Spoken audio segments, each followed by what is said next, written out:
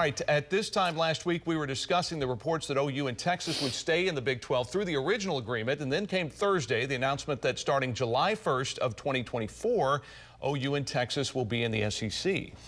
You know, John, in most every year for decades, I'd not think twice about OU being ready to get after SEC play. But the timing is unfortunate for OU's two biggest sports, football and men's basketball.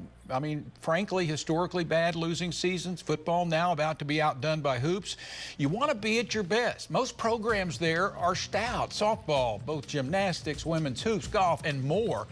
But I understand every other party involved, the Big 12, SEC, Texas, and the TV networks, wanted to join the near unprecedented 2024 season of change. I get it, and trust me, virtually any other time, I'd be fine with it. But scheduling debates, by the way, are underway. I expect 8, not 9 conference games, as many believe, playing 3 teams every year. Texas, Missouri, and either A&M, LSU, maybe Florida or Arkansas, and home with the others, rotating every 2 years is how I see it. Yeah, I think you're probably right. As far as the Big 12 is concerned, you might say the reported $50 million per school isn't enough, but there's no way of knowing if the Big 12 were to have held OU and Texas's collective feet to the fire for more exit money, that it might not get tangled up in legal proceedings one way or the other. You wouldn't blame them.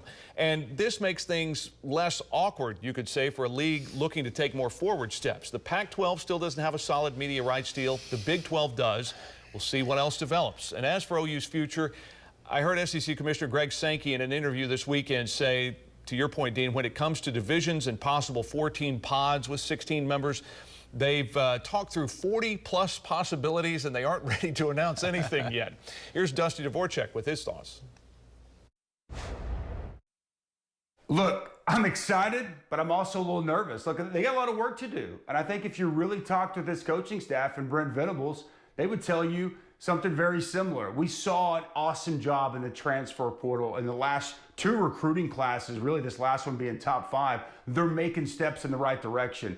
But week in, week out, what they're going to face in the SEC, they're going to have to improve. In the areas that I see they need the most improvement, it's defensive line. Defensive tackle in particular. Bigger, faster, stronger, more athletic, elite level defensive tackles on the interior. It's also at corner. Look, there's some fantastic wide receivers with speed in the SEC, and I think Oklahoma needs to continue to try to get longer and more athletic out wide at the cornerback spot. Offensively, look, quarterback, I think they're fine. Offensive line, they can continue to bolster that, but I like where they're at. Really, I think it's wide receiver, an elite wide receiver. And they've got some on this roster, like a Nick Anderson, who needs to take that step. But I'm talking about the SEC, when they press up, they go man-to-man. You have elite wide receivers that can just win and get open. You're going to have to be able to find that over the next 18 months to step in and compete at the highest level.